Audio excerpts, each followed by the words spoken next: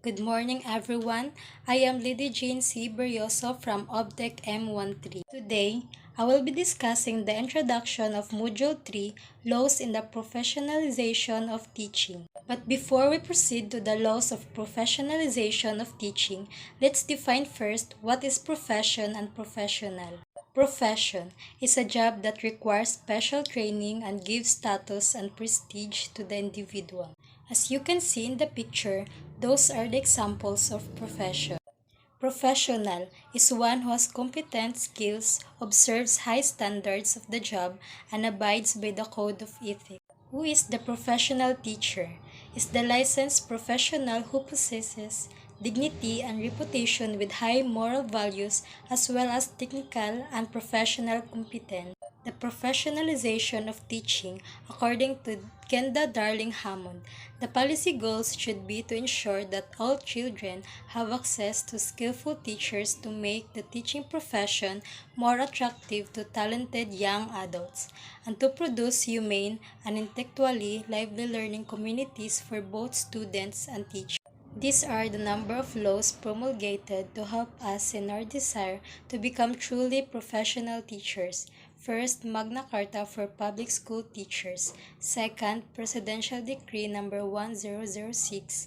And third, Republic Act 783C. Magna Carta for Public School Teachers, providing professional rights and safeguards to our public school teachers in consideration of the exigency and level of difficulty of the exercise of their profession. Presidential Decree number 1006.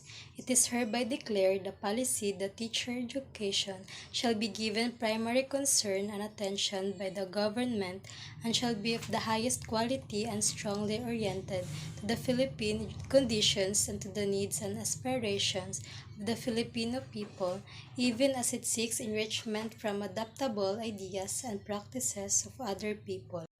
The Congressional Commission to Review and Assess Philippine Education, or EDCOM, came out with finding that the quality of Philippine education is declining and that teachers are at the heart of the problem. EDCOM discussed further that teachers are poorly trained, there is low quality of students enrolled in teacher training. Teaching is perceived as poorly esteemed profession, so it does not attract the best as mandated in the Philippine Constitution. The teaching will attract and retain its rightful share of the best available talents through adequate remuneration and other means of job satisfaction and fulfillment. Article 14, Section 4 and 5. Dynamics of teaching is a continuous interaction of the teacher and the learners with other learners inside and beyond the classroom, in co-curricular and other school activities. Good day, everyone. I'm Janice Obelarma from OBTEC M13. Today, I will be discussing the Magna Carta for Public School Teachers. Republic Act number 4670, June 18, 1966. The Magna Carta for Public School Teachers. The Magna Carta for Public School Teachers, also known as RA 4670, was passed into law with the intention of giving our public school teachers professional rights and protections, recognition of the difficulties and degree of complication of the exercise for their profession. Declaration of Policy Coverage. Section 1. Declaration of Policy. It is hereby declared to be the policy of this Act to promote and improve the social and economic status of public school teachers, their living working conditions, their terms of employment, and career prospects, in order that they may compare favorably with existing opportunities in other walks of life, attract and retain in the teaching professions more people with proper qualifications. It is being recognized the advance of education depends on the qualifications and the ability of the teaching staff, and that education is an essential factor in the economic growth of the nation as a productive investment of vital importance. In the other words, it is proclaimed that the aim of this act is to advance and improve socio-economic standing. living and working conditions, employment terms, and career prospects of public school teachers. In order for them to compare favorably with opportunities in other spheres of life, attract more qualified people into the teaching professions, and keep them there given that advancement in education is dependent on qualifications. Section 2, Title Definition. This act shall be known as the Magna Carta for Public School Teachers and shall apply to all public school teachers except those in the professorial staff of state colleges and universities. As used in this act, the term teacher shall mean all person engaged in classroom teaching in any level of instruction on full-time basis, including guidance counselors, school librarians, industrial arts, or vocational instructors, and all other persons performing supervisory or administrative functions in all school, colleges, and universities operated by the government or its political subdivisions, but shall not include school nurses, school physicians, school dentists, and other school employees. Good day everyone, I am Leslie Buwal from OBTEC M13 and today I am going to discuss to you the continuation of our group report about laws pertaining to education, all system and governance. The Magna Carta for Public School Teachers. So, here's mine. Recruitment and Career. Section 3, Recruitment and Qualification. It is the effort to increase the numbers of qualified persons who would be willing to accept teaching positions.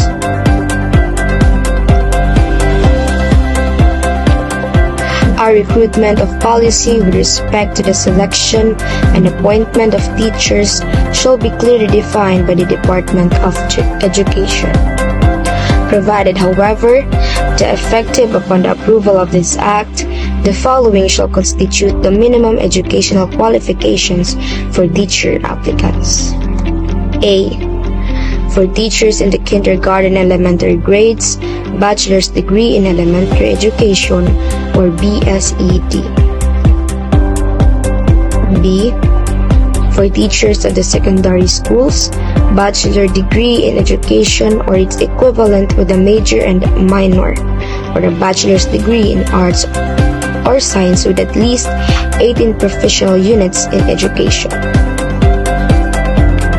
C. For teacher of secondary vocational and 2 years technical courses, bachelor's degree in the field of specialization with at least 18 professional units in education. Lastly, D. For teachers of courses on the collegiate level other than vocational, master's degree with a specific area of specialization. Provided further that in the absence of applicants who possess the minimum educational qualifications as herein above provided, the school superintendent may appoint under a temporary status applicants who do not meet the minimum qualifications. Provided further that should teacher applicants, whether they possess the minimum educational qualifications or not, be required to take competitive examinations. Preference in making appointments shall be in order of their respective ranks in said competitive examination. And provided, finally, that the result of the examination shall be public and every applicant shall be furnished with his score and rank in said examination. Section 4, Probationary Period. When recruitment takes place after adequate training and professional preparation in any school recognized by the government, no probationary period preceding regular appointment shall be imposed if the teacher possesses the appropriate civil service eligibility. Provided, however, that where, due to the exigencies of the service, it is necessary to employ as a teacher a person who possesses the minimum educational qualifications herein above set forth, but lacks the appropriate civil service eligibility. Such persons shall be appointed on a provisional status and shall undergo a period of probation for not less than 1 year from and after the date of his provisional appointment. Lastly, Section 5, Tenure of Office. Tenure is a form of job security that teachers can earn after they reach a certain level of professionalism. Stability on employment and security of tenure shall be assured to teachers as provided under existing laws. Subject to the provisions of Section 3 hereof, teachers appointed on a provisional status for lack of necessary civil service eligibility shall be extended permanent appointment for the position he is holding after having rendered at least 10 years of continuous, efficient, and faithful service in such position. To know more about recruitment career and the sections of it, here's Miss Abigail Bulakchal for the continuation of our report. Thank you. Good morning, everyone. Before I start my report, I would like to introduce myself first. I am Abigail K. Bulakchal from Optech M13. This time, we will be discussing about the Republic Act 4670, Article Number 2, Section 6, 7, 8. Section 6, which entitled Consent for Transportation Expenses, saying except for a cost and is her and otherwise provided. No teacher shall be transferred without his or her consent from one station to another. So, example, if you are teaching in Philippine Normal University, you cannot be transferred by anyone in other school without your consent. If you are teaching in your town, you cannot be transferred by anyone in other school without your consent also. However, for the case of where exigencies can therefore, it means that if the teacher really need the service in other school, he or she be able to transfer, but prior to transfer, it must aware the teacher and he or she has a good intention to transfer. Now, who has the most power to transfer the teacher? It must be the school superintendent. If the teacher believes case, maybe that was before. For now, if the teacher believes that there is no justification for the transfer, he or she may appeal his or her case to the regional director, from the director of public school or the director of vocational education teacher. Now may appeal his or her transfer to the regional director. Then the regional director shall render a decision in writing within 1 week upon receipt of the appeal. Pending his appeal, meaning if the teacher is waiting for the result of his or her appeal, he or she can be transferred, provided, however, that no transfers whatever shall be made 3 months before any local or national election. In addition, no teacher shall be transferred in 3 months before any local or national election. Question: does a public school teacher can request for a transfer with valid reasons? Yes. Then who takes the effect of the teacher's request for a transfer? It is the school superintendent. Please do take note also that necessary transfer expenses of the teacher and his family shall be paid for by the government if his transfer is finally approved. So what about the Section 7? This is about the Code of Professional Conduct for teachers. Under the teachers shall be observed the Code of Ethics under the Republic Act 7836, otherwise known as the Philippine Teachers Professionalization Act of 1984. However, Code of Ethics for professional teachers shall be known by our teachers. Each of them must have a copy of the code, but if it is not possible due to the inadequate sources of the Department of Education, each school principal must have at least their copies accessible for use by teachers. In Section 8, Safeguard in Disciplinary Procedure. Every teacher shall enjoy equitable safeguards at each stage of any disciplinary procedure and shall have a. The right to be informed in writing and of the charges. Next is the right to full access to the evidence in the case. C.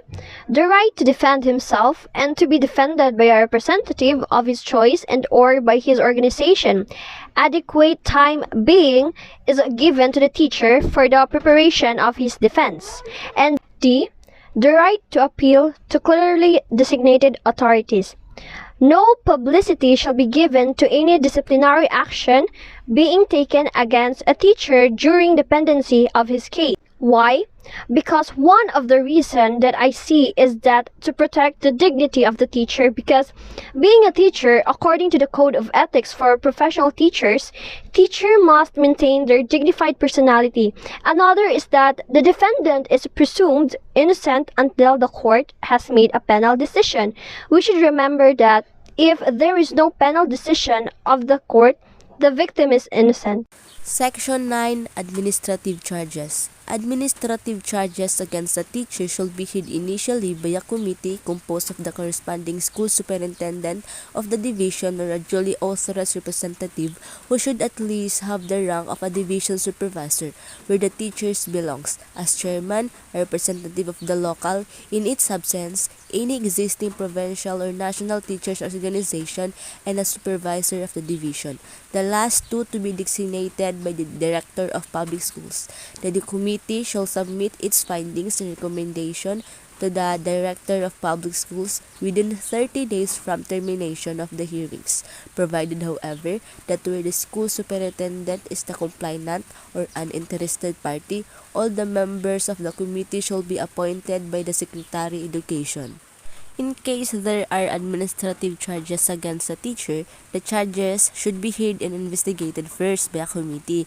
If it is proven true, it will be heard by a higher body. Talking about administrative charges, reported by GMA RTV and News, a high school principal in Cebu faced administrative charges from the Visayas Ombudsman for allegedly collecting fees from students. A principal in Cebu is facing administrative charges from the Visayas Ombudsman for allegedly collecting unauthorized fees from students. Luan Mayrondina for the exclusive live report. Jasmine, this is not the first time that the principal became the subject of complaints of the parents of some of the students. This time, one of the parents formalized his complaint through the Visayas Ombudsman. A parent of one of the students of Mactan National High School, Dr. Freddy Augusto Inot, filed an affidavit of complaint with the Visayas Ombudsman against Principal Garvin Vilos for the unauthorized collection of 1,000 pesos from students for the painting of their school building. The first one there is that collecting money during enrollment is a violation of DepEd Order number 41 series of 2012, which is no collection policy. But Vilos clarified that the contribution was agreed upon by the school's Parent-Teacher Association to repaint the walls of vandalized classrooms. Vilos added that the collected money, amounting to 66,000 pesos, is not in his possession. So the allegation hurled against him is not fair. Ang money nga na-raise nila remitted directly to the General PTA Treasurer. Kaya dili ko gusto nga ma-involve ang mga teacher nga magunit kinaaman na gid sa balaod. Before this issue, the same principal was the subject of a clarificatory conference of the Lapu-Lapu City Schools Division Office last May 31. This was after a complaint was received by their office from parents who said that Vilos required students to pay 350 pesos for the fabric of the school uniform as a prerequisite for the enrollment of grade 7 and grade 11 students.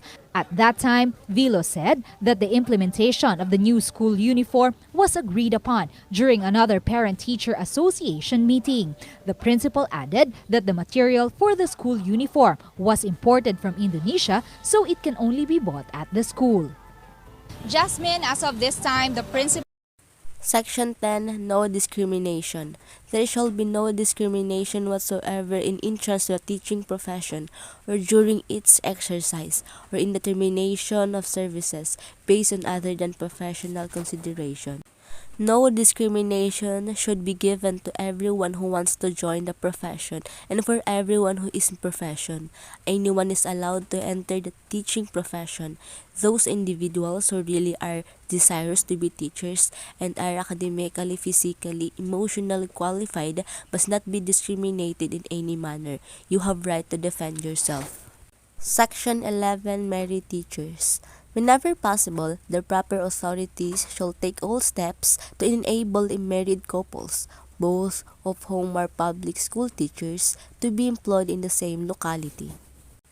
They said before that it's impossible for a couple to be together in one school, but this section of Magna Carta, it's possible. The proper authorities shall take all steps to enable the married couples to work in one school. Section 12 Academic Freedom. Teachers shall enjoy academic freedom in the discharge of their professional duties, particularly with regard to teaching in classroom methods. Conduct researches that would enhance the teacher's teaching and classroom methods. It is important because teachers have knowledge about her students' skills. Teachers understand or know of what academic tasks are the easier for them to complete as long as the DepEd's regulations are followed. Hi, good day everyone.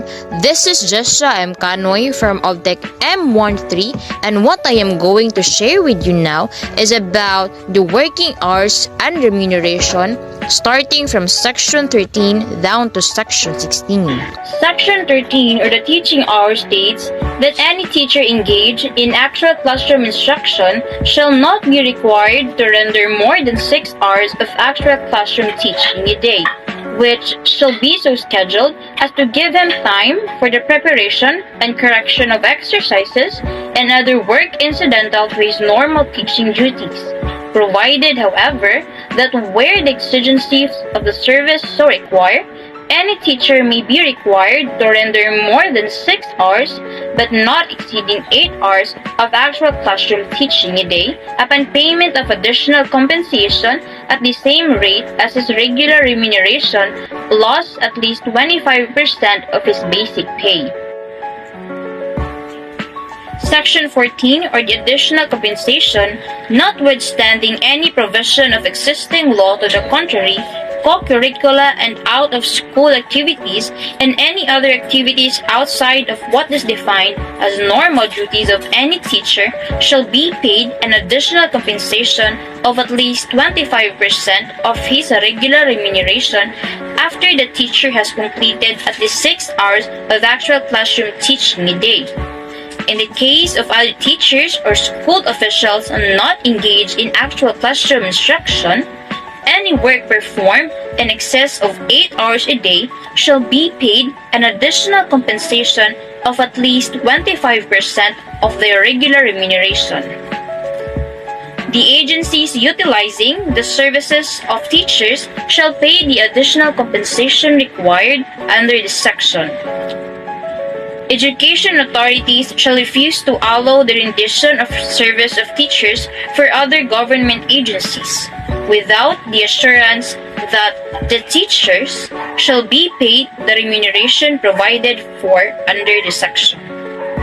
Section 15 or the criteria for salaries, teachers' salaries shall correspond to the following criteria. A. They shall compare favorably with those paid in other occupations requiring equivalent or similar qualifications, training, and abilities. B. They shall be such as to ensure teachers a reasonable standard of life for themselves and their families. And C. They shall be properly graded so as to recognize the fact that certain positions require higher qualifications and greater responsibility than others. Provided, however, that the general salary scale shall be such that the relation between the lowest and highest salaries paid in the profession will be of reasonable order. Narrowing of the salary scale shall be achieved by raising the lower end of the salary scales relative to the upper end. Section 16 or the salary scale. Salary scales of teachers shall provide for a gradual progression from a minimum to a maximum salary by means of regular increments.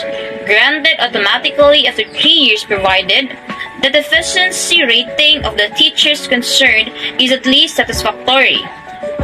The progression from the minimum to the maximum of the salary scale shall not extend over a period of 10 years.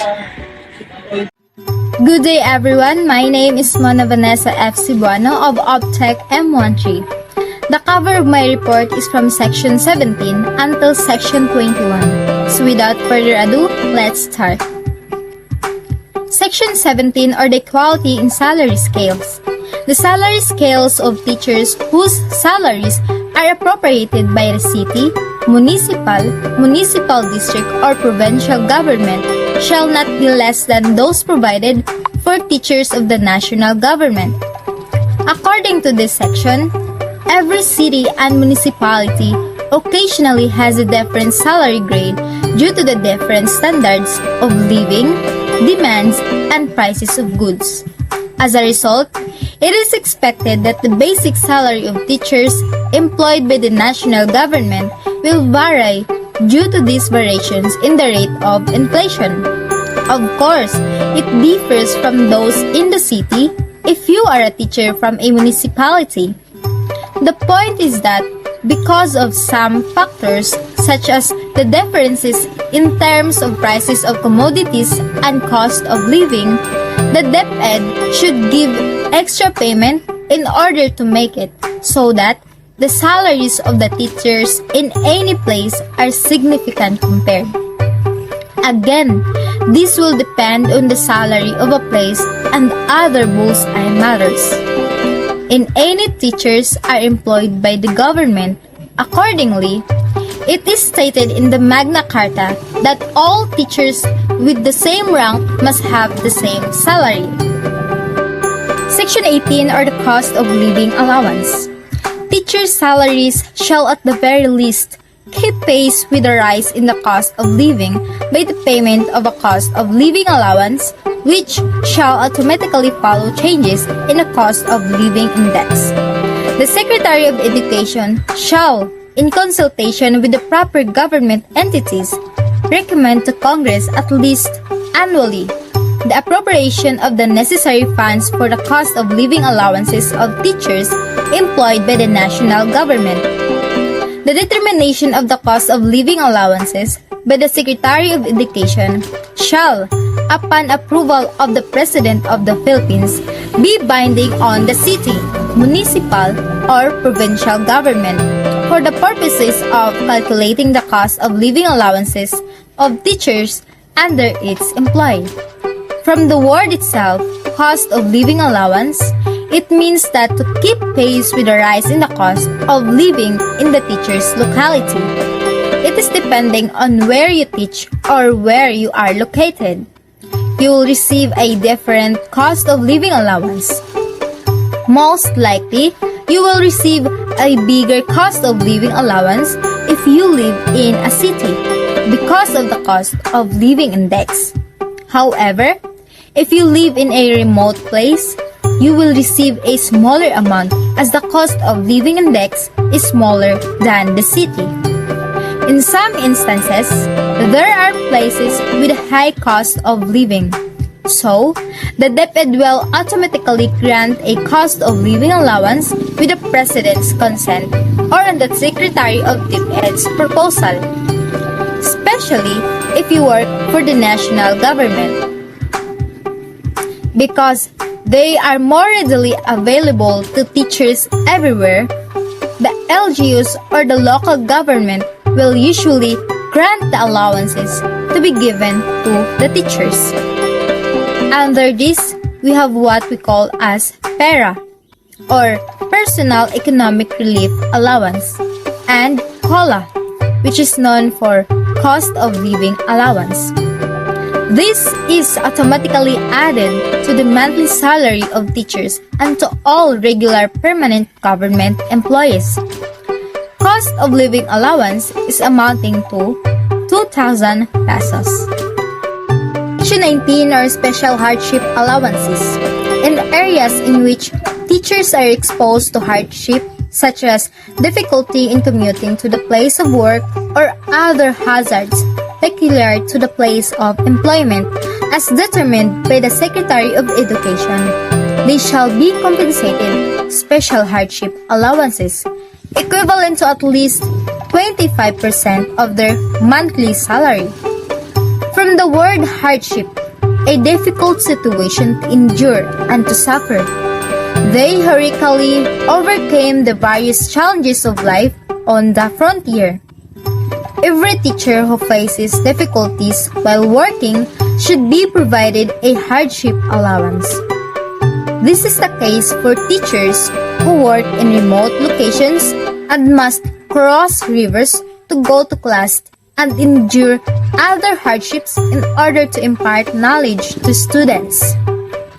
In areas like this, teachers assigned to this post shall be compensated by special hardship allowance, equivalent to at least 25% of their monthly salary. So, special hardship allowance is given to teachers who are assigned in hardship post, multi-grade teachers, mobile teachers, and non-formal education or ALS coordinator. So, what do we mean by hardship post? These are the places in which transportation is very hard. Teachers will go hiking, animal ride, boat ride, and other means of industrial transportation. What else for hardship post? These are the places where your life is threatened due to armed conflicts, extreme weather condition, and etc. In this manner, we are considering the rate for distance in kilometer of the hardship post. In the case of multi-grade teachers, these are the percent of salary as they handling A classes. For mobile teachers or ALS coordinator, this is the basis for the computation of the special hardship allowance. Section 20 are the salaries to be paid in legal tender. Salaries to be paid in legal tender or the salaries of teachers shall be paid in legal tender of the Philippines or its equivalent in checks or treasury warrants, provided however that such checks or treasury warrants shall be cashable in any national, provincial, city or municipal treasurer's office or any banking institutions operating under the laws of the Republic of the Philippines. What is legal tender? Legal tender is a form of money that courts of law are required to recognize as satisfactory payment for any monetary debt. Each jurisdiction determines what is legal tender, but essentially it is anything which, when offered in payment of a debt, extinguishes the debt. In simple words, this is the money that is legally valid for the payment of debts and that must be accepted for that purpose when offered. As this section states, it implies that the government needs to compensate teachers. For the previous years, the government paid the teachers' salaries in cash, which was delivered to the teachers' hands directly. However, the teachers' income is now in the modern world, directed to their ATM for easy access, and teachers can withdraw it whenever they want. Section 21 or deductions prohibited.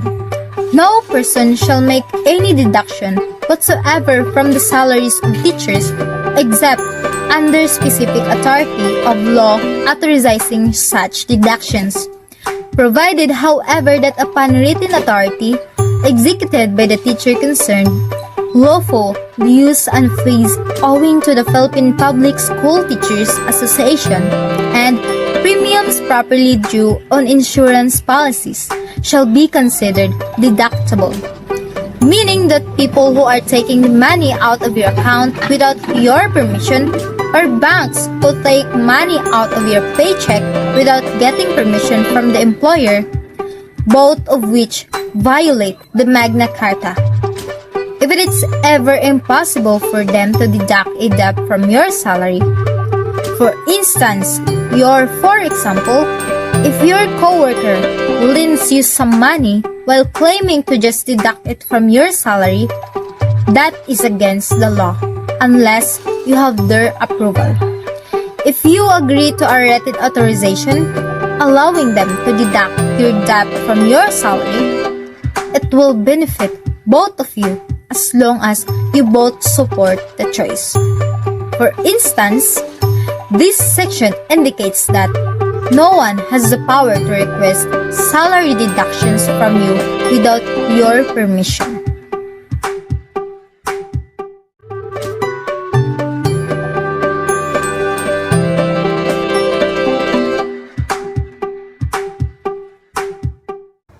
Good day everyone. This morning we'll talk about Magna Carta for Public School Teachers, Article 4, which is the health measures and injury benefits. Article 4 consists of two sections. We have Section 22, which is the medical examination and treatment, and we have Section 23, the compensation for injuries. We have Section 22, which is the medical examination and treatment, where health, wellness, and medical benefits to ensure the occupational, emotional, psychological, mental, and physical wellness of teachers while in service. There shall be a comprehensive health, wellness, and medical program. The annual physical examinations for all public school teachers and their dependents shall be provided for free by the government entity paying the salary of the teachers. Compulsory medical examination shall be provided free of charge for all teachers before they take up teaching, and shall be repeated not less than once a year during the teacher's professional life. Where medical examinations show that medical treatment or hospitalization is necessary, same shall be provided free by the government entity paying the salary of the teachers. In regions where there is scarcity of medical facilities, teachers may obtain elsewhere the necessary medical care with the right to be reimbursed for their traveling expenses by the government entities concerned, as I've said earlier. Next, for the Article 4, we have Section 23, which is the compensation for injuries. Teachers shall be protected against the consequences of employment injuries in accordance with existing laws. The effects of the physical and nervous strain on the teacher's health shall be recognized as a compensable occupational disease in accordance with existing laws.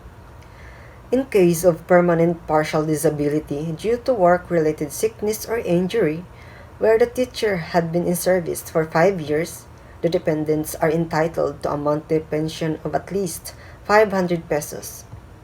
In cases of permanent total disability due to work-related sickness or injury, where the teacher had been in service for 5 years, the dependents are entitled to a monthly pension of at least 800 pesos. The Department of Education, Culture, and Sports will handle the distribution of pension benefits to the dependents of teachers. And that is Section 22 and 23 of Article 4, which is the health measures and injury benefits. Leave and retirement benefits. Before I start, let me first introduce myself. I am Fiz Zapantakulob, Section 24, Study Leave. In addition to the leave privilege now enjoyed by teachers in the public schools, they shall be entitled to study leave not exceeding 1 school year after 7 years of service. Such leave shall be granted in accordance with a schedule set by the Department of Education. During the period of such leave, the teachers shall be entitled to at least 60% of their monthly salary provided.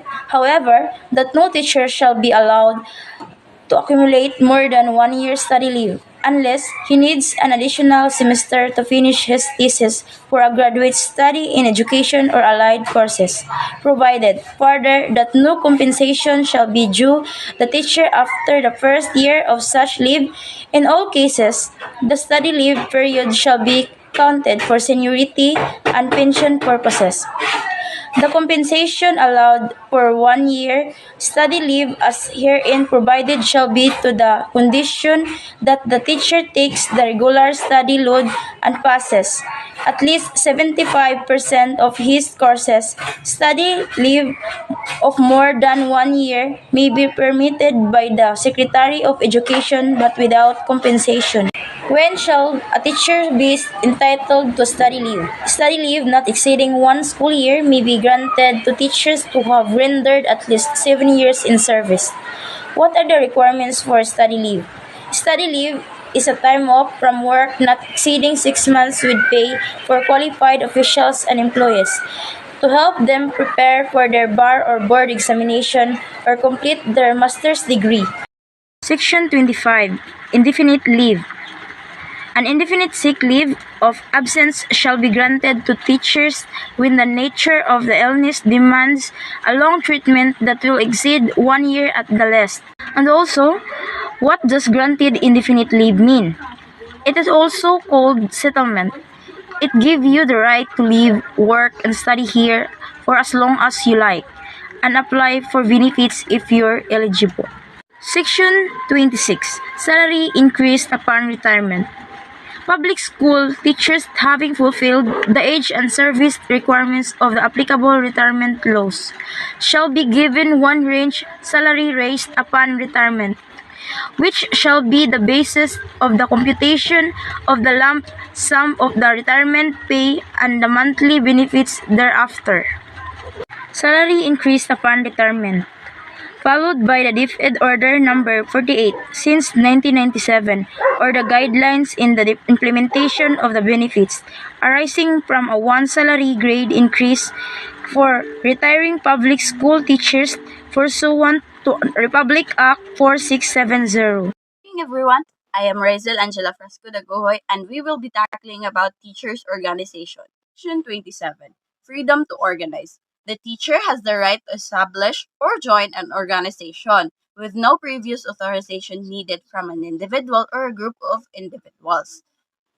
This can be local or national organization of their choosing. Some of the most well-known teachers' associations are Philippine Association for Teachers and Education. This is a network of caring and competent teachers, educators, and is the prime movers of quality teacher education. Next is the Philippine Association for Career Advancement of Educators. They specialize in seminar workshop, trainings, and conference. Philippine Public School Teachers Association, a financial security provider through retirement, life insurance, and loan programs. Section 28. Discrimination against teachers is prohibited in the form of number 1. Employment with conditions to relinquish or not join. B. Dismissal or prejudice in relationship to a group. And lastly, prevention to carry out duties. The priority of a teacher is teaching. They need consent if this is in school hours. Section 29. National Teachers Organization. Teachers organization should pass national education policies and professional standards with regards to national policies governing the social security of the teacher. This is to protect the rights and the standards of teaching profession as well as to craft policies that would protect the standards welfare. Greetings. I am Angel D. Dolodog of Optech M13 and I will be further discussing to you the Magna Carta for Public School Teachers. Article 7, Administration and Enforcement. Section 30, Rules and Regulations. The Secretary of Education shall formulate and prepare the necessary rules and regulations to implement the provisions of this Act. Rules and regulations issued pursuant to this section shall take effect 30 days after publication in a newspaper of general circulation and by such other means as the Secretary of Education deems reasonably sufficient to give interested parties general notice of such issuance. We all know that the media and newsprints are responsible for printing and disseminating news.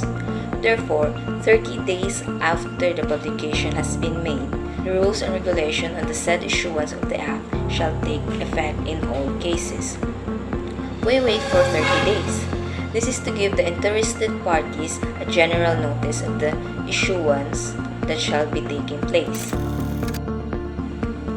Section 31. Budgetary Estimates. The Secretary of Education shall submit to Congress annually the budgetary estimates to implement the provisions of the Act concerning the benefits herein granted to public school teachers under the employ of the national government. This means that the Secretary of Education, who today is the Vice President herself, Sara Duterte, will need to submit annually the estimated budget needed for the provisions of the Act to be implemented into the Congress. In case you haven't heard yet, just last September 15, 2022, the Secretary of Education and also the Vice President, Sara Duterte, held a joint briefing in the Office of the Vice President and Department of Education. The Vice President and Secretary of Education requested for a confidential fund totaling of 666.25 billion pesos for the year 2023. What for? This is to solve issues such as the issues regarding the recruitment of terrorism and violent terrorism, sexual grooming of learners, drug use of personnel of education, and overall to solve the education issues in 6 years, and that they will adapt in a new policy on masking mandate. Those were just some of the things discussed in the joint briefing last September. Next is Section 32, Penal Provision. A person who shall willfully interfere with, restrain, or coerce any teacher in the exercise of his rights guaranteed by this Act, or who shall in any other manner commit any act to defeat any of the provisions of this Act, shall upon conviction be punished by a fine of not less than 100 pesos nor more than 1,000 pesos, or by imprisonment in the discretion of the court. If the offender is a public official, the court shall order his dismissal from the government service. Clearly in this section, any violations such as that of interfering, restraining, or even coercing one's access to this Act shall rightfully be punished or dismissed, but not without practicing the right towards a fair court trial and investigation of the accused. And if proven to be guilty of the accusation, therefore the person shall be punished accordingly, and more if the offender is a public official where the court may dismiss his service from the government. For example, the school principal does not approve of his or her employees file for maternity leave. Therefore, as mentioned, he or she shall be convicted and punished. Next is Section 33, Repealing Clause. All acts or parts of acts, executive orders, and their implementing rules inconsistent with the provision of this Act are hereby repealed, amended, or modified accordingly. This section means that all existing acts or parts of acts, executive orders, and their implementing rules will be inconsistent with the provision of this Act and therefore shall be revoked, changed to make a correction or improvement, or to make less extreme. Then here we have Section 34, the Separability Clause.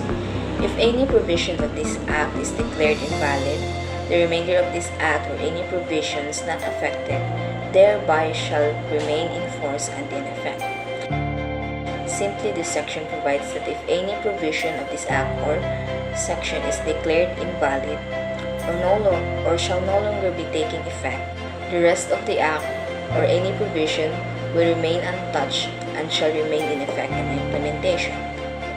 For instance, Section 8, Safeguards and Disciplinary Procedure will be taken down. All the sections, Section 1 to 35, shall still be taking effect and be implemented except for Section 8. Lastly, Section 35. This Act shall take effect upon its approval, in which this has been approved on June 18, 1966. After approval in relation to Section 30, Rules and Regulation, it will be published, and 30 days later shall fully take effect and implementation in every part of the country. That would be all. Thank you.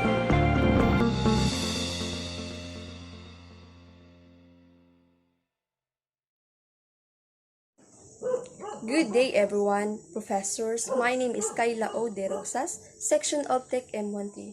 For our discussions, we will tackle about 1987's Constitution's Article XIV or 14, Education, Science and Technology, Arts and Cultures, and Sports. In education, there are 5 sections. Sections 1. The state shall protect and promote the right of all citizens to quality educations at all levels and shall take appropriate steps to make such educations accessible to all. According to the Section 1, all citizens shall protect and promote the rights in all levels of education. Section 2. The state shall 1. Establish, maintain, and support of complete, adequate, and integrated system of educations relevant to the needs of the people and society. 2. Establish and maintain a system of free public educations in the elementary and high school levels without limiting the natural rights of parents to rear their children. Elementary education is compulsory for all children of school age. 3. Establish and maintain a system of scholarship grants, student loan programs, subsidies, and other incentives which shall be available to deserving students in both public and private schools, especially to the unprivileged. 4. Encourage non-formal, informal, and indigenous learning systems, as well as self-learning, independence, and out-of-school study programs, particularly those that respond to community need. And 5. Provide adult citizens, the disabled, and out-of-school youth with training in civics, vocational efficiency, and other skills. According to the Section 2, there are 4 states shall maintain and support of educations, maintain of republic in all levels, maintain a system of scholarship grants, encourage non-formal and formal indigenous system learning. Section 3. 1. Educational institutions shall include the study of the constitutions as part of the curricula. 2. They shall inculcate patriotisms and nationalisms, foster love of humanity, respect for human rights, appreciations of the rule heroes in the historical development of the country, teach the rights and duties of citizenship, strengthen ethical and spiritual values, develop moral character and personal disciplines, encourage critical and creative thinking, broaden scientific and technological knowledge, and promote vocational efficiency, in which Section 3 include constitutions and curricula, patriotisms and nationalisms, humanity, appreciations of the rule of national heroes, teach and develops and encourage in all levels in all citizens. Section 4. The state recognized complementary rules of public and private institutions in the educational system and shall exercise reasonable supervisions and regulations of all educational institutions. 2. Educational institutions other than those established by religious groups and mission boards shall be owned solely by citizens of the Philippines, corporations or associations, at least 60% of the capital of which is owned by such citizens. The Congress may, however, require increased Filipino equity participations of all educational institutions. The control and administrations of educational institutions shall be vested in citizens of the Philippines. No educational institution shall be established exclusively for aliens, and no group of aliens shall comprise more than 1/3 of the enrollment in any school. The provisions of this subsection shall not apply to school established for foreign diplomatic personnel and their dependents, and unless otherwise provided by law for foreign temporary residents. 3. All revenues and assets of non-stock and non-profit educational institutions used actually directly and exclusively for educational purpose shall be exempt from tax and duties. Upon the dissolution shall be disposed in the manner provided by law. Proprietary educational institutions, including those cooperatively owned, may likewise be entitled to such exemption subjects to the limitations provided by law, including restrictions in dividends and provision for investment. 4. Subjects conditions prescribed by law, all grants, endowments, donations, or contributions used actually directly and exclusively for educational purpose shall be exempt from tax. And lastly, Section 5. The state shall take into account regional and sectoral needs and conditions and shall encourage local planning in the developments of educational policies and programs. 2. Academic freedom shall be enjoyed in all institutions of higher learning.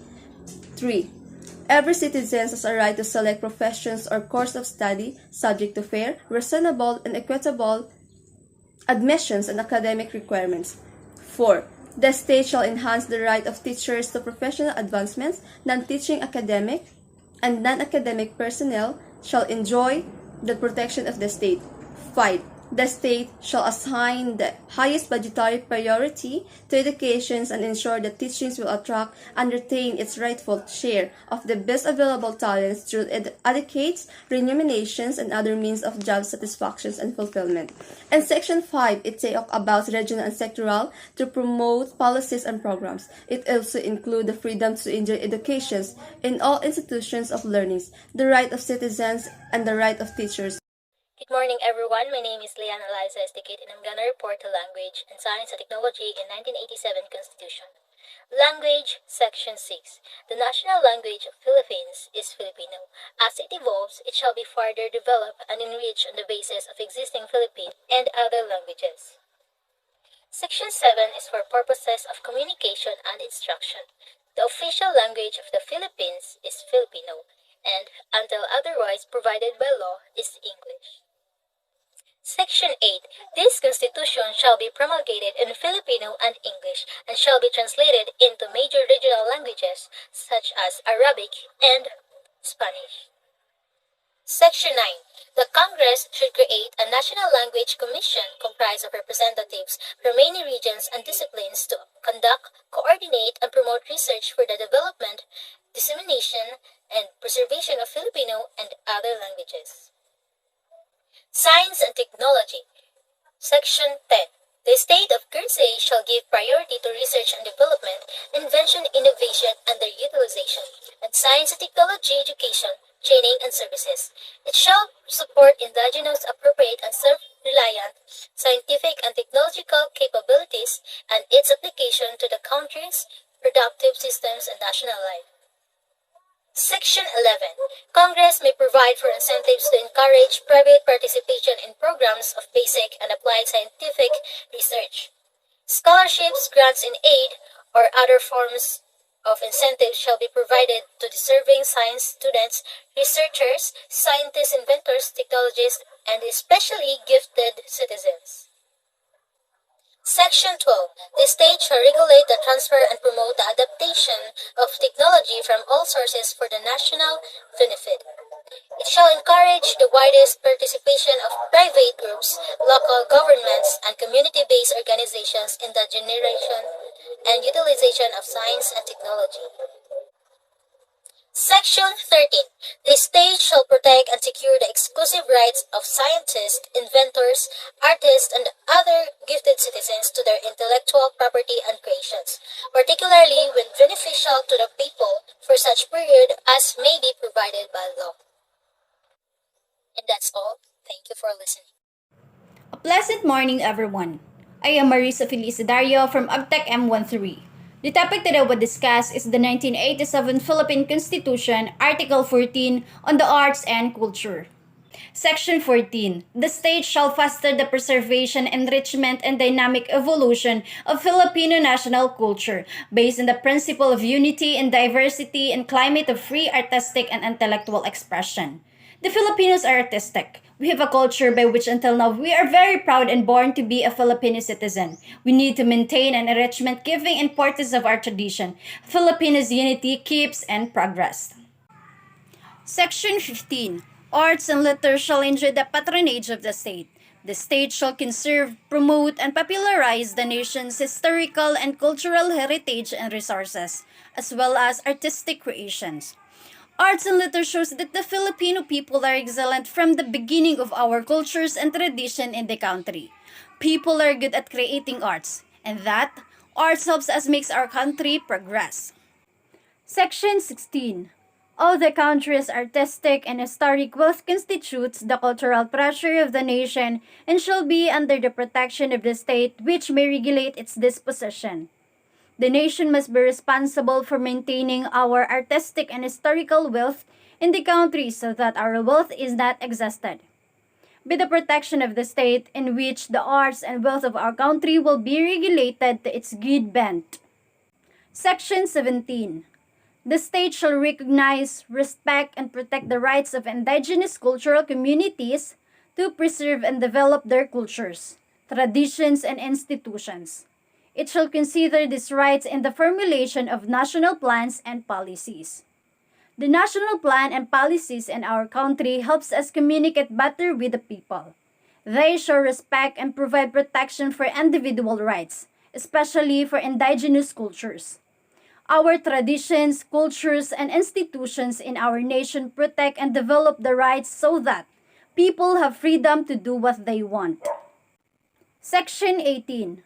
The state shall ensure equal access to cultural opportunities through the educational system, public or private cultural entities, scholarships, grants and other incentives, and community cultural centers and other public venues. The state shall encourage and support researches and studies on the arts and culture. Every state must have equal knowledge about our culture, even the public and private cultural entities.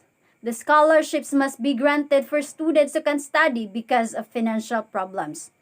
If the state can really implement this section and give the incentive to employees who needed it, our economy and our status in life will both improve. 1987 Philippine Constitution, Article 14 on sports. Section 19. The state shall promote physical education and encourage sports programs, league competitions, and amateur sports, including training for international competitions, to foster and self-discipline, teamwork, and excellence for the development of a healthy and alert citizenry. All educational institutions shall undertake regular sports activities throughout the country in cooperation with athletic clubs and other sectors. This legal basis serves as a springboard for the curriculum activities of the school in basic and tertiary education, such as intramural sports and athletic competition at the national and international levels. A person's ability to get stronger and more competitive is greatly influenced by their participation in physical education. Lastly, it recognizes the physical education, physical activity, and sports can bring a variety of individual and societal benefits, such as health, social and economic development, youth employment, reconciliation, and peace. Thank you for listening. Once again, I am Marisa Felicidario from Abtec M13. A pleasant day, everyone. I am April Grace F. Gavino, and I'm glad to have you here. Glad about all the topic that we have lined up for you. As you all can see on screen, our next topic is all about the Department of Education. And I want all of you to listen attentively for the continuation of our discussion. The Department of Education, Republic Act 9155, Governance of Basic Education Act of 2001. The Department of Education is the government agency responsible for the management and governance of the Philippine basic education system. It is in charge of both the elementary and secondary school systems and provides students and young adults with the knowledge, skills, and values they need to grow into compassionate, self-sufficient, productive, and patriotic citizens. Republic Act 9155, also known as the Governance of Basic Education Act of 2001, renamed the DECS to the Department of Education, or what we call DepEd. To sum up, the transfer of cultural agencies, Chapter 2, Section 8, stated that Komisyon ng Wikang Pilipino, National Historical Institute, Record Management and Archives Office, and the National Library shall now be administratively attached to the NCCA, National Commission for Culture and the Arts, but shall remain part of school curriculum. Abolition of the Bureau of Physical Education and School Sports, Chapter 2, Section 9, declare that all functions, programs, and activities of the Department of Education related to sports competition shall be transferred to PSC, but still remain part of the basic education. Next thing I will discuss are the three disciplining authorities and administrative cases in Department of Education. There are three major disciplining authorities that are responsible for deciding regarding to various administrative cases. The first one is the DepEd Secretary, the authority who is responsible on various administrative cases and employees within the central office, and also the one who's gonna decide on cases when it comes to regional director and schools division superintendent. Regional director is the deciding authority in administrative cases that is in line with teachers, principal, public school district supervisor, and anyone who is connected with division offices. The last one is the schools division superintendent, the deciding authority for administrative cases by non-teaching personnel within the division. The Department of Education is composed of the central office, which is located in Pasig City. Under the DepEd Order Number 49 Series 2006 are the revised rules of procedure of the Department of Education in administrative cases. Section 58 are the classification of offenses or administrative offenses, where corresponding penalties are classified into grave, less grave, and light, depending on their gravity or depravity and effects on the government service. The following are common grave offenses with their corresponding penalties. First, dishonesty. First offense, dismissal. Oppression. First offense, suspension for 6 months, 1 day to 1 year. Second offense, dismissal. Neglect of duty. First offense, dismissal. Grave misconduct or transgression of some established and definite rule of action. First offense, dismissal. Disgraceful and immoral conduct. First offense, suspension for 6 months, 1 day to 1 year. Second offense, dismissal. Physical or mental incapacity or disability due to the immoral, vicious habits. First offense, dismissal. Conviction of a crime involving moral turpitude. First offense, dismissal. Falsification of official documents. First offense, dismissal. Frequent unauthorized absences or tardiness in reporting or from duty during regular hours. First offense, suspension for 6 months, 1 day to 1 year. Second offense, dismissal. Engaging directly or indirectly in partisan, supporting a candidate in election or opposing the other political opponents are prohibited. First offense is dismissal. Conduct prejudicial to the best interest of the service. Deals with the demeanor of a public officer which tarnish the image and integrity of his or her public office. First offense, suspension for 6 months, 1 day to 1 year. Second offense, dismissal. Nepotism. First offense, dismissal. Contracting loans of money or other property from persons with whom the office of the employee is concerned has business relations. First offense, dismissal. The following are classified into less grave offenses with their corresponding penalties. Insubordination or defiance of authority, refusal to obey order. First offense, suspension for 1 month, 1 day to 6 months. Second offense, dismissal. Violation of existing civil service law and rules of serious nature. First offense, suspension for 1 month, 1 day to 6 months. Second offense, dismissal. Habitual drunkenness. First offense, suspension for 1 month, 1 day to 6 months. Second offense, dismissal. The next one are classified into light offenses with their corresponding penalties. Willful failure to pay just debts or pay taxes due to the government. First offense, reprimand. Second offense, suspension for 1 to 30 days. Third offense, dismissal.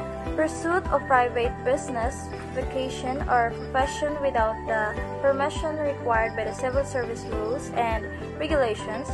First offense, reprimand. Second offense, suspension for 1 to 30 days. Third offense, dismissal. Lobbying or an attempt to influence legislation through communication. First offense, reprimand. Second offense, suspension for 30 days. Third offense, dismissal. Refusal to perform official duty or render overtime service. First offense, reprimand. Second offense, suspension for 30 days. Third offense, dismissal. Disgraceful, immoral, or dishonest. First offense, reprimand. Second offense, suspension for 30 days. Third offense, dismissal. Unauthorized solicitation of contribution from subordinate employees and by teachers or school officials from school children. First offense, reprimand. Second offense, suspension for 30 days. Third offense, dismissal. Gambling prohibited by law. First offense, reprimand. Second offense, suspension for 30 days. Third offense, dismissal. Use courtesy in the course of official duties. Public officers should observe courtesy, civility, and self-restraint in dealing with others.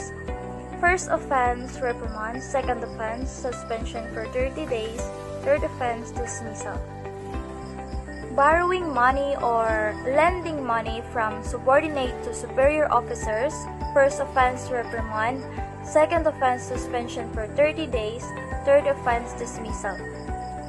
Lending money at an unreasonably high interest rate are prohibited.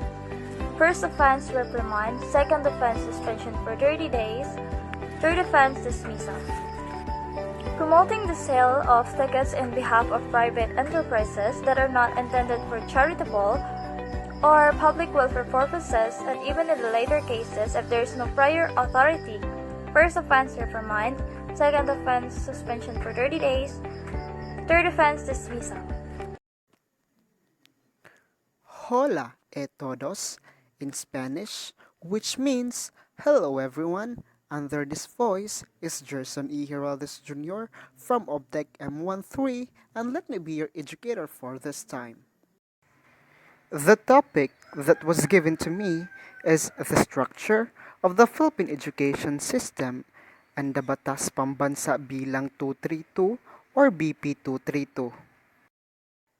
Let us first define what is structure. Something that is constructed and something arranged in a definite pattern of organization. Since we are talking about structure, we are forward to discuss the legal basis of the education system here in the Philippines, such as DepEd, CHED, and TESDA. The history of the Philippine education system starts in the ancient Filipinos. Children were given the rudiments of education. Such education was both academic and vocational. The father trained his sons to be skillful to survive. The mother trained his daughter in household chores.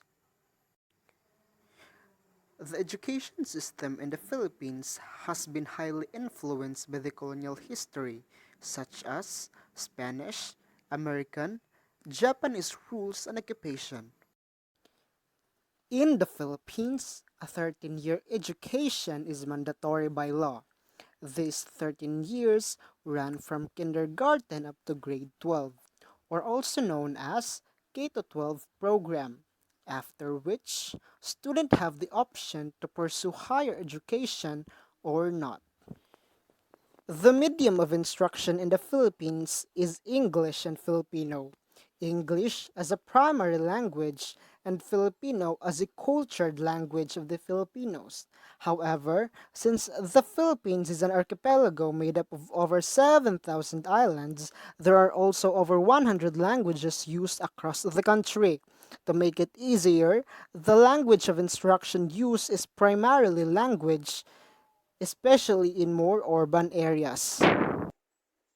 The academic year in the Philippines usually commences in June and ends in March or April. But during pandemic, the start of classes was adjusted from September to June. Philippine education has three levels: K to 6, which is the primary school, 7 to 10, junior high school, and 11 to 12 is the senior high school. Higher education in the Philippines is then divided into three phases: undergraduate or bachelor's degree, postgraduate or master's degree, doctoral or the PhD. Does Philippine education cost me? Well, tuition in Philippines, especially in public and university, is government funded. Only private schools can be quite costly. Next is the Batas Pambansa Bilang 232 or BP 232 or also known as the Education Act of 1982. What is the Batas Pambansa Bilang 232 all about? It is an act establishes the basic policies and objectives for education, the rights, duties, and obligation for those in the education community. Example, the students, teachers, principals, parents, non-academic staff, and etc. Or an act providing for the maintenance of an integrated system of Philippine education. Batas Pambansa Bilang 232, popularly known as the Education Act of 1982, signed into law by then President Ferdinand Marcos on September 11, 1982. This seminal law governs both formal and non-formal education system in public and private schools in all levels of instruction in the country. As with all Marcos's legislations, the Education Act of 1982 distinguished itself as landmark law that would democratize access in education.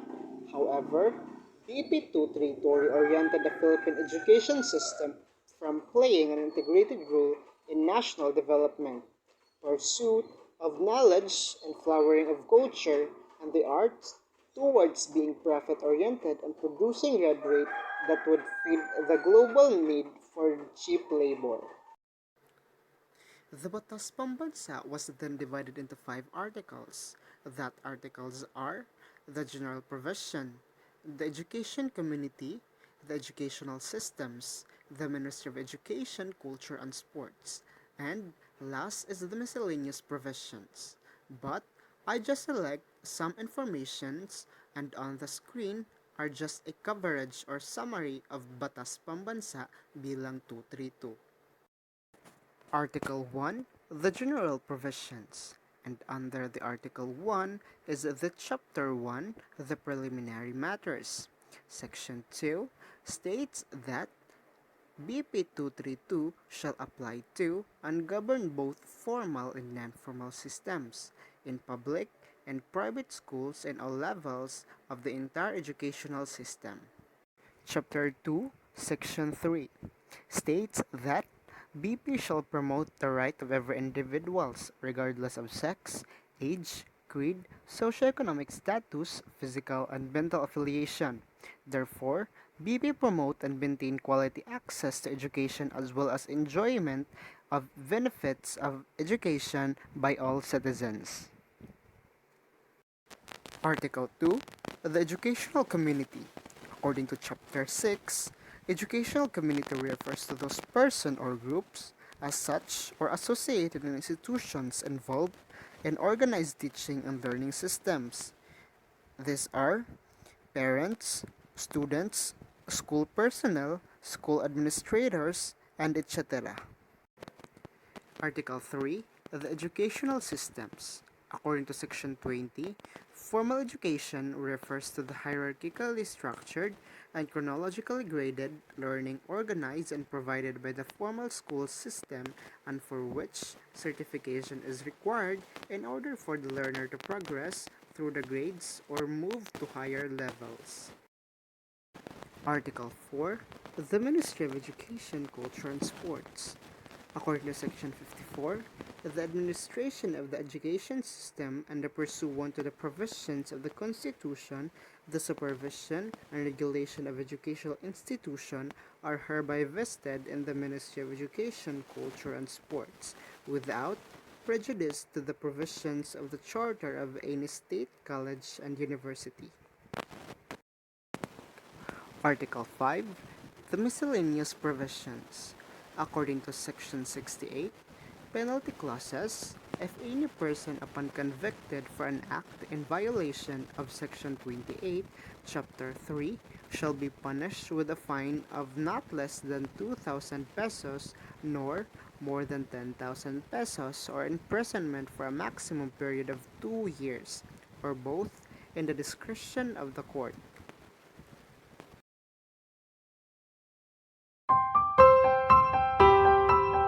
Welcome to our classroom. I am Ms. Giovanni Mlapak, your teacher for today. Are you ready to learn? Come on and let us learn together. In this class, we are going to talk about the Philippine professional standards for teachers.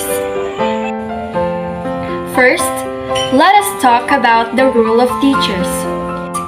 Teachers play a crucial role in nation building through quality teachers. The Philippines can develop holistic learners who are steeped in values, equipped with 21st century skills, and able to propel the country to development and progress. This is in consonance with the Department of Education vision of producing Filipinos who passionately love the country and whose values and competencies enable them to realize their potential and contribute meaningfully to building the nation. And now, let us know what is Philippine Professional Standards for Teachers all about.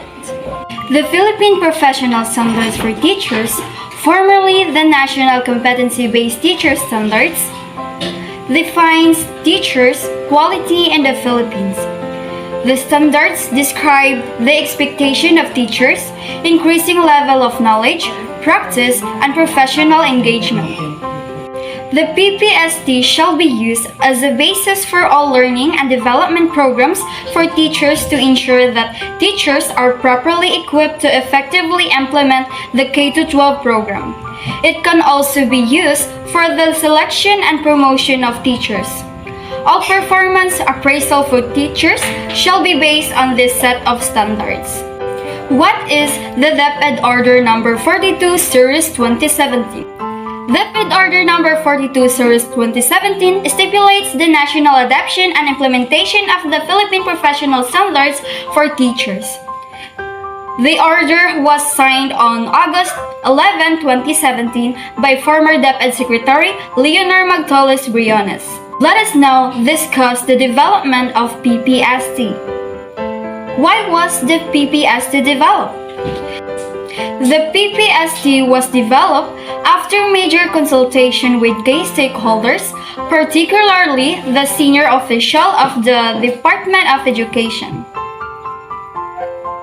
The changes brought about by various national and global frameworks such as the K-12 reform, ASEAN integration, globalization, and the changing character of the 21st century learners necessitate the improvements and call for the rethinking of the national competency-based teacher standards.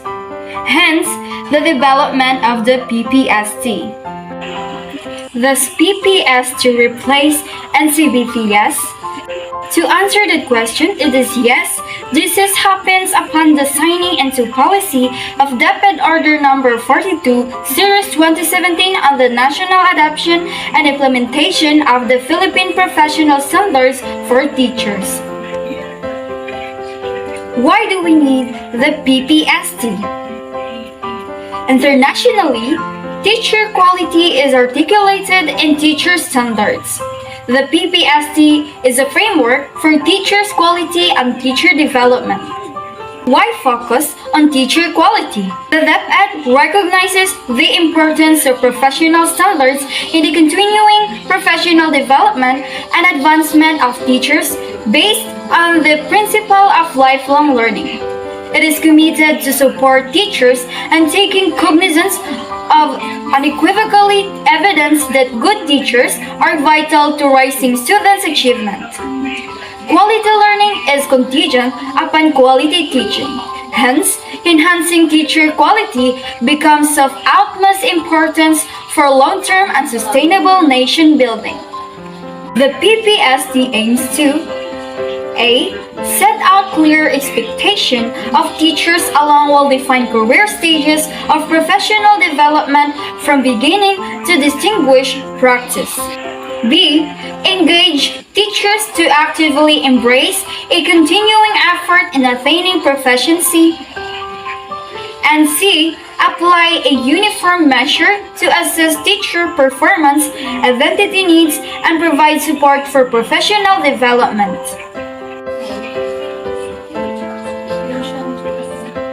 The regional offices shall be supported by their training and development personnel to recognize and orient all the school division within their jurisdiction for the PPST. In addition, it shall take charge of the monitoring and evaluation of the division level implementation. The schools division office shall have the same function and responsibility in the school district secondary schools. Reporting of the orientation and related activities shall be done by the regional office to the office of the secretary through the Teacher Education Council. For the last, immediate dissemination of the strict compliance with this order is directed. Good day, everyone. I am MG Jensen B. Lopez and welcome to my classroom. In this class, we will be talking about the professional standards for teachers and the teacher quality in the Philippines. Teachers play a vital role in creating effective learning and teaching quality in our country. They are the foundation of many workforces that support us in education, medicine, and infrastructures, and many more. It is essential that as future educators, we equip ourselves with a wide range of knowledge on what it takes to become effective teachers to our learners in the future. Shall we dig deep and find out? In August 2017, the Department of Education Secretary Leonor Magtoles-Briones signed into the DepEd Order No. 42, Series of 2017, stipulating the national adoption and implementation of the Philippine Professional Standards for Teachers. This was developed through years of rigorous research and consultations which were conducted by the Research Center for Teacher Quality, involving many of you teachers because you are also consulted. Of course, we want to hear the experiences of the best, the most effective teachers. For the past years, the Philippine government has launched several initiatives to improve the teacher quality. The National Competency-Based Teacher Standards, or the NCBTS, was formalized as a framework for teacher quality by CHED Memorandum Order No. 52, as well as DepEd Order No. 32, to define effective teaching in all aspects of a teacher's professional life and throughout the teacher development process. It emerged as part of implementing the Basic Education Sector Reform Agenda, or the BESRA, a package of interrelated actions intended to bring about a fundamental change in how education is delivered across the basic education sector. So this is responsible for the reform initiatives to help us Filipino learners attain higher and higher levels of learning and achievement.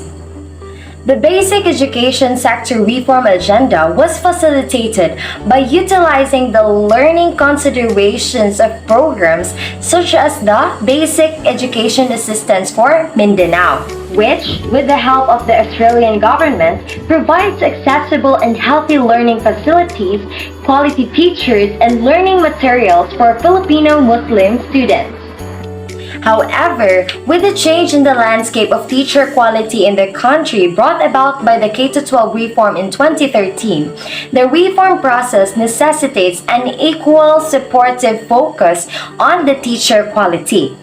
High-quality teachers who are properly equipped and prepared to assume the roles and functions of a K-12 teachers. As a result, there was a need to address and rethink the contents of the NCBTS, which resulted to the creation of the Philippine Professional Standards for Teachers. It complements teacher quality reform initiatives ranging from pre-service education to in-service training. It defines teacher quality in the K-12 reform by using well-defined domains, strands, and indicators that provide measures of professional learning, competent practice, and effective engagement. That is why the PPST defines the teacher quality in the Philippines. Its content contains the standards describing the expectations of teachers' increasing knowledge, practice, and professional development. And the following describes the scope of the 7 domains that the teachers in the Philippines must master to be effective in the 21st century. Teachers in the Philippines must master the following characteristics. Number 1. They recognize the significance of content knowledge mastery and its interconnectedness within and across curriculum areas, as well as a solid and a critical understanding of application of theories and principles in teaching and learning.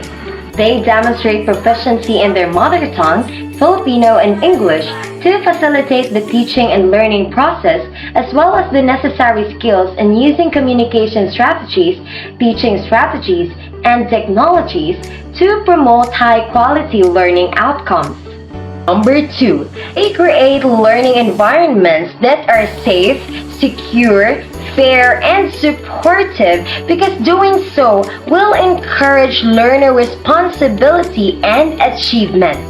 They foster a learning-centered environment and effectively manage learner behavior in physical and virtual spaces. Number 3. They create learning environments that are sensitive to learner diversity. As future educators, we understand that as learners, we are all unique individuals and we all have our unique characteristics and learning abilities, and that taking this diversity into account is critical in planning and designing learning opportunities. Teachers should promote the celebration of diversity in the classroom and the importance of differentiated teaching practices in order to prepare all learners to be successful citizens in a changing local and global environment. Number 4. They interact with local and national curriculum requirements. They translate curriculum content into learner-relevant learning activities which are based on effective learning and teaching principles.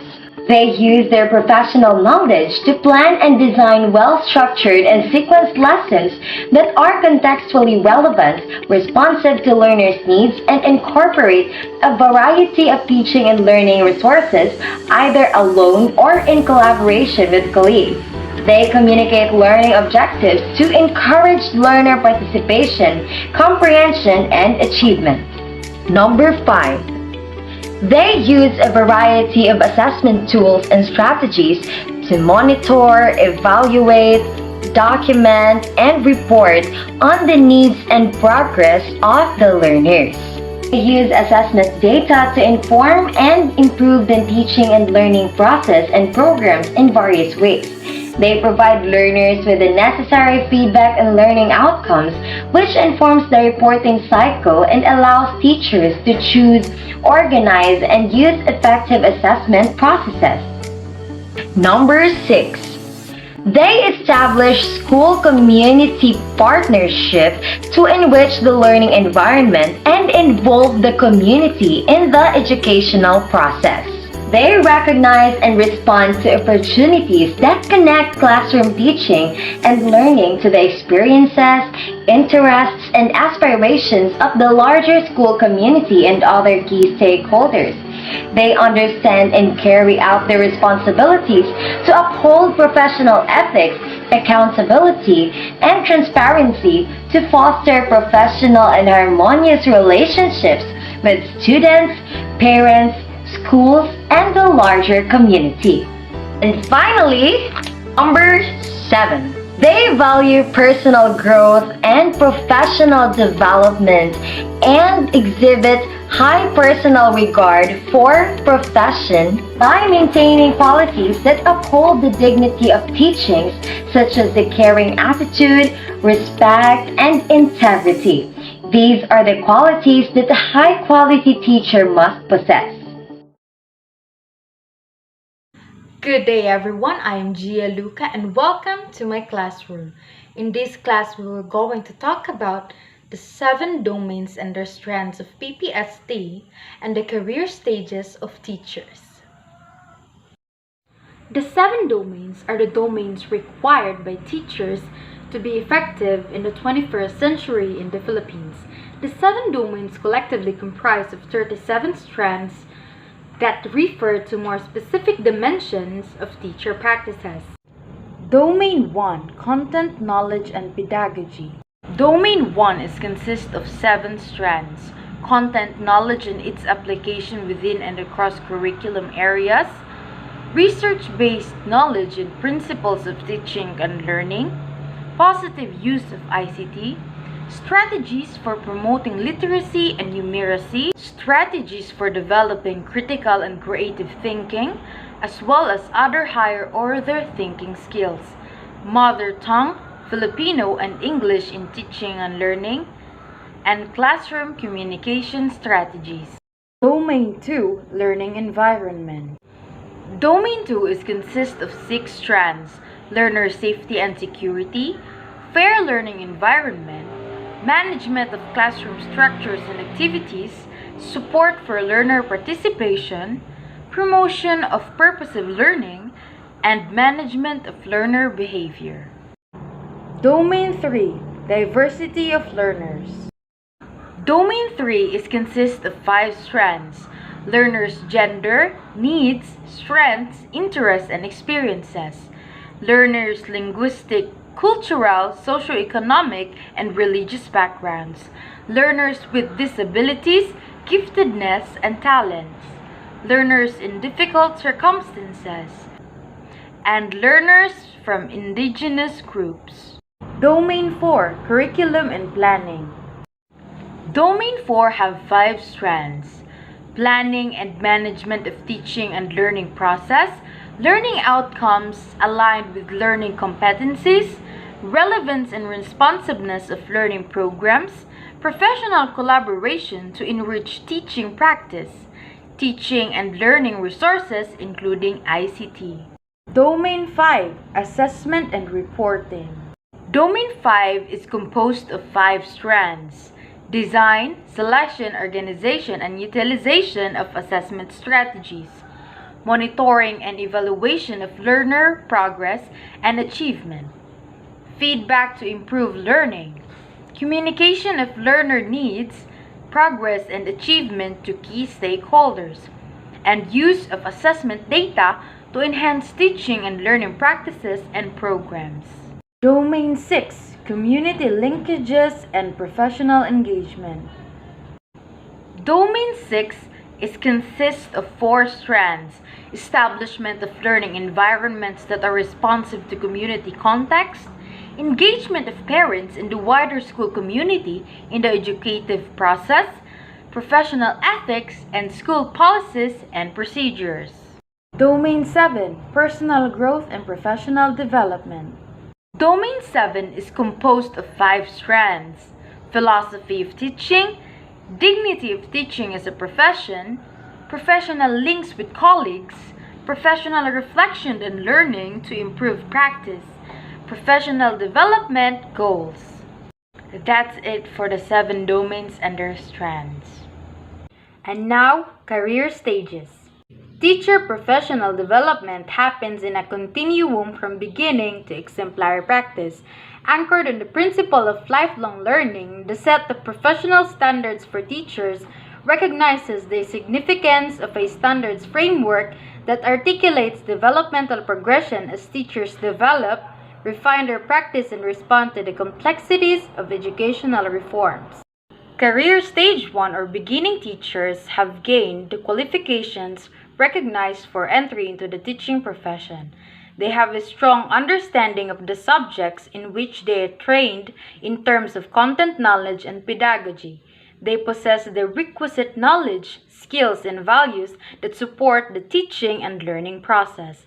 They manage learning programs and have strategies that promote learning based on the learning needs of their students. Beginning teachers seek advice from experienced colleagues to consolidate their teaching practice. Career Stage 2 or proficient teachers are professionally independent in the application of skills vital to the teaching and learning process. They provide focused teaching programs that meet curriculum and assessment requirements. They display skills in planning, implementing, and managing learning programs. They actively engage in collaborative learning with the professional community and other stakeholders for mutual growth and advancement. Proficient teachers are reflective practitioners who continually consolidate the knowledge, skills, and practices of Career Stage 1 teachers. Career Stage 3 or highly proficient teachers consistently display a high level of performance in their teaching practice. They manifest an in-depth and sophisticated understanding of the teaching and learning process. They have high education-focused situation cognition, are more adept in problem solving, and optimize opportunities gained from experience. Career Stage 3 teachers work collaboratively with colleagues and provide them support and mentoring to enhance their learning and practice. They continually seek to develop their professional knowledge and practice by reflecting on their own needs and those of their colleagues and students. Career Stage 4 or Distinguished Teachers. Distinguished teachers embody the highest standard for teaching grounded in global best practices. They exhibit exceptional capacity to improve their own teaching practice and that of others. They are recognized as leaders in education, contributors to the profession, and initiators of collaborations and partnerships. They create lifelong impact in the lives of colleagues, students, and others. They consistently seek professional advancement and relevance in pursuit of teaching quality and excellence. Distinguished teachers exhibit commitment to inspire the education community and stakeholders for the improvement of education provision in the Philippines. Knowing the career stages of teachers set out clear expectations for teachers along their professional development from beginning to distinguished practice.